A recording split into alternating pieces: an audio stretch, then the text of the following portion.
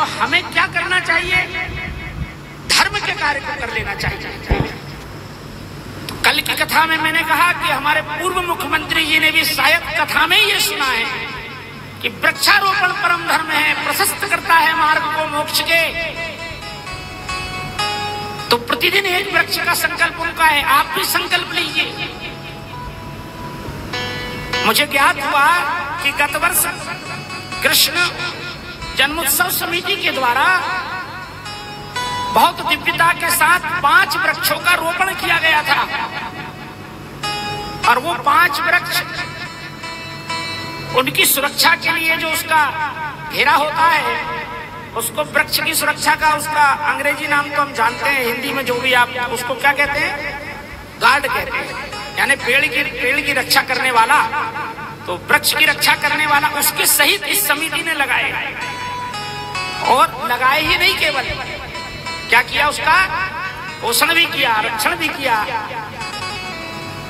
तो वृक्ष लगाने से जो फायदा है मोक्ष की प्राप्ति, वही गैया मैया के उत्थान से, गैया मैया की रक्षा से। तो पूर्व मुख्यमंत्री जी ने वृक्षारोपण का संकल्प लिया, वर्तमान मुख्यमंत्री गैया मैया के लिए अपने कोष को खोल करके बैठे। अब मुझे ऐसा लगता है कि ये प्रभाव है यदुवंश का। भाई मोहन, नाम भी मोहन, जथा नामो तथा गुण, नाम मोहन। इन मोहन का अवतार क्यों हुआ? गैया मैया के। क्यों? भगवान कहते हैं कि विप्रधेनु सुर संतहित और लीन मनुज अवतार। भगवान क्यों आते हैं? विप्र की, धेनु की, और धेनु अर्थात गाय की, संतों की रक्षा के लिए।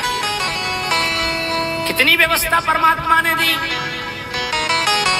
देखो भाई, कलिकाल के लोग गाना गाते रहते, क्या करें, समय ऐसा है, कुछ नहीं हो सकता, समय अपनी गति से चलते रहेगा। और अभी कलिकाल का तो ये प्रथम चरण है, इससे और विकट समय आने वाला है जहां भगवान का नाम कलिकाल में आगे जाके बंद हो जाएगा, कलिकाल में आगे जाके हवन बंद। अभी तो आपको स्वाहा स्वाहा सुनाई देता है।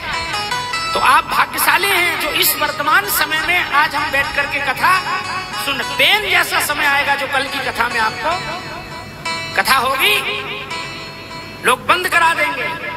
वो कब होगा? जब आप और हम सोते रहेंगे तो कलिकाल अपने आप ही, कलिकाल तो मौका ढूंढता है। कलिकाल क्या देखता है? मौका देखता है। शास्त्र में एक कथा आती है, महाराज वसुदेव जी ने बहुत से दान किए। और दान क्यों किए? क्योंकि दान से धन की शुद्धि हो जाती है। महाराज नल जो थे, एक कथा है, अब भगवान की कुछ ऐसी इच्छा है कि कहने के लिए तो आपको, आपके सुनने की क्षमता को देख के लगता है बहुत कुछ सुना दिया जाए, परंतु अब वहां चले जाएंगे उस कथा में तो बंसी वाले की लीला का भी आज जो है, और धीरे धीरे कर करके अपन उत्तरार्ध में आ गए हैं, ठीक है ना। तो मैं केवल इतना बताऊं कि कई वर्षों तक महाराज नल के लिए कलयुग ने विचार किया कि मैं इनको सता लूं, इनके अंदर प्रवेश कर जाऊं, परंतु ये नल महाराज जो थे ये पवित्रता से रहते थे, शुचिता से रहते थे।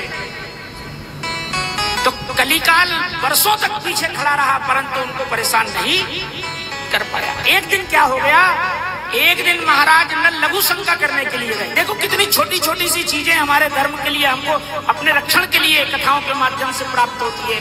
लघु शंका के लिए गए तो महाराज उन्होंने लघु शंका के बाद हाथ भी धो लिए और मुख भी धो लिया, कुल्ला भी कर लिया, परंतु पैर धोना भूल गए।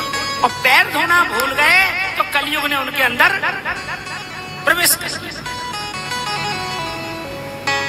अब प्रवेश कर लिया अर्थात यह है कि जब मैं यह चर्चा इसलिए कर रहा था, कथा बहुत लंबी है, आज का पूरा समय नल दमयंती की कथा को आरंभ करेंगे तो कुल मिलाकर आप ये समझ जाइए, उसका मूल मंत्र ये है कि धर्म के मार्ग पर चलने के लिए ज्ञान के माध्यम से अगर चलेंगे तो बहुत छोटी छोटी बातों को याद रखना पड़ेगा।